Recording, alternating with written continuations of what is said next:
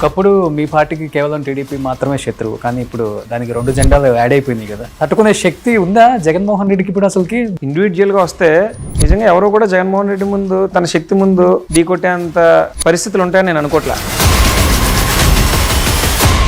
మరి ఇదే లోకేష్ గారు సాక్షాత్ జనసేన అధ్యక్షుడే లోకేష్ నువ్వు నా తల్లిని తిట్టించావు నిన్ను ఊరుకోను అని అన్నాడా లేదా? లోకేష్ గారికి ఇదే చెప్తున్నాను, మీరు నా తల్లిని దూషించారు, తెలుగుదేశం పార్టీని లోకేష్ గారిని క్షమించను, మర్చిపోకండి, కాపాడుతా.